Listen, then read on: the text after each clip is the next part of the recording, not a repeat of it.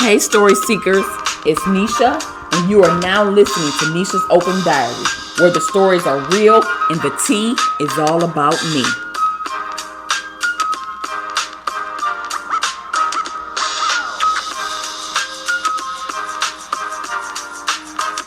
Welcome to Nesha's Open Diary. Today is Tuesday, April 23rd, 2024. I am Nesha, and you are listening to Nesha's Open Diary, where my story times are true and my experiences are real. And if it happened to me, I'm going to talk about it. So before I get into today's story time, I would just like to say I don't condone violence.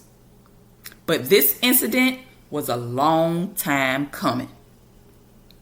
And on this particular day or evening, I had to go to school. And night school for an algebra class that I had failed because I was missing class, not turning in my work, sliding with this no good ninja, and just not involved in my schooling or schoolwork at all. So I failed the class and I had to go to night school, which I think this class started like 6 p.m. to like 8 p.m., something like that. And I had to play catch up by going to night school to make up for the credits. This was all due to that semester where I was sliding with my baby's father, not going to school, showing up late, not being involved in school the way I should have been. I wasn't cracking in books at all. So since he knew he had a hand in me failing that algebra class, he was taking me to my night class. And not only that, his little brother had also failed the class too, and we was in the same class. And he was driving both of us there. And me and his brother went to the same high school. But he went somewhere else.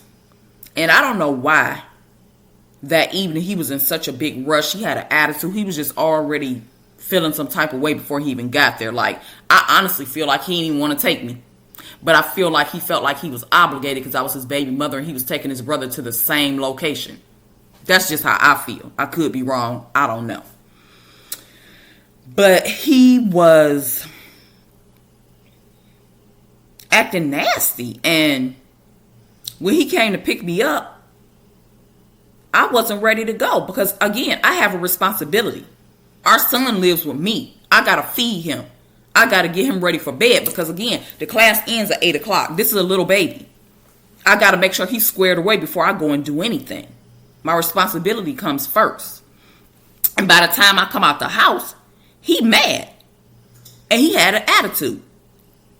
And then you don't even know how that would change the whole situation, the whole everything, to the point to where, like, ninja, keep the ride because I don't even want it. If I got to be talked to and treated like this, then I'd be better off catching a bus for real.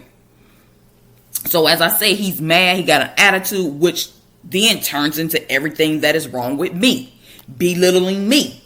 Talking down to me. I'm dumb. I'm this. I'm that. Basically talking crazy to me the whole entire drive to the school. Because I had to attend the night school at a different location, not at my actual school. So he is going in on me, telling me everything I'm not. He just going on and on. And I'm just sitting there nodding my head like, okay, I got you. Just keep on talking. So as we pulling into the front entrance of the school, the entire ride, I had my purse and I had my algebra book sitting on my lap. I'm gripping it by the spine of the book hard because at this point, I'm mad. I'm mad as hell. He been talking crazy to me the entire time. From the time I stepped foot in the car, you just going ham on me, just going crazy, talking nonsense to me. So I'm like, okay, keep on talking, buddy. And his brother is sitting behind me. We are riding in like, well, now it will be an old school Monte Carlo. And I don't know if you ever seen an old school Monte Carlo and it got this bubble window in the back. We was riding in one of those. And as soon as he stopped, I opened the passenger side door. I stepped out, I grabbed my purse and I threw that book at his head, trying to knock it off his shoulders. And his brother then starts pushing the passenger seat up, trying to get out the car, saying, "Why you trying to hit my brother?" And he about to get out of the car and come after me too.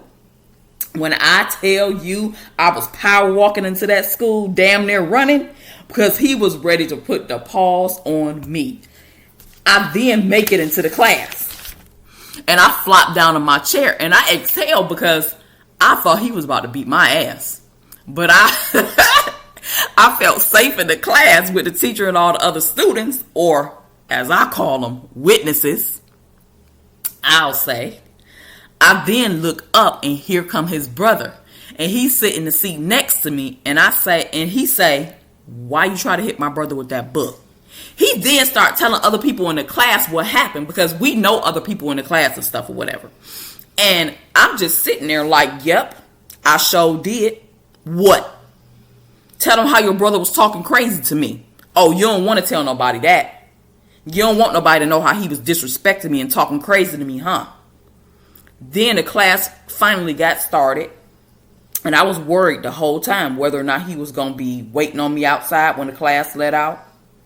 So eventually the class was over, and his brother was just taunting me like, "Yeah, my brother going to be waiting for you outside. He going to get you for throwing that book at him, yada, yada, yada."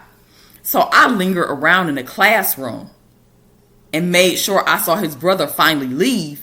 And I waited for everybody to clear out. I'm just dragging my feet. I'm just taking my time. So I took my time going outside. And when I got downstairs in the building, I stood in the front entrance of the doors. I'm looking to see if I see his car. I'm not stepping out there. I'm just not going to do it. And when I thought that they were gone, I walked down the street and I went and caught the bus. I went to the bus stop and I caught the bus home.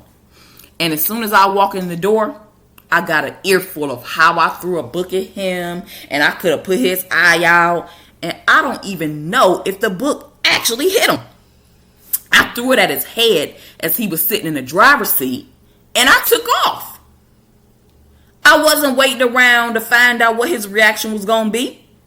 When you do something, you don't wait around to get your ass beat. You get the hell on.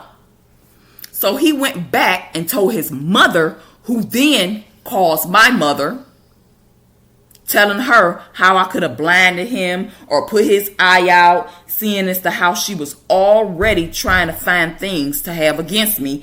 This time she had a reason, and she was going to enjoy the ride while it lasted.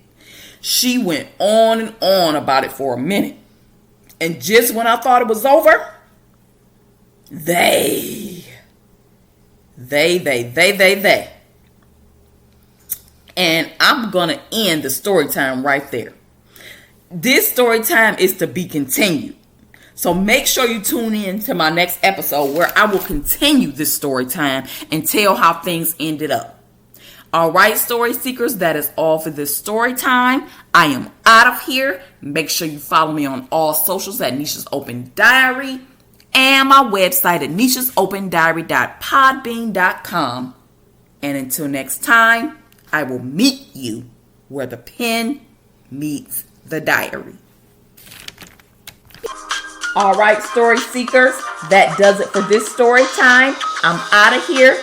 Until next time, make sure you tap in, follow me on Facebook and Instagram at Nesha's Open Diary, and I will meet you where the pen meets the diary.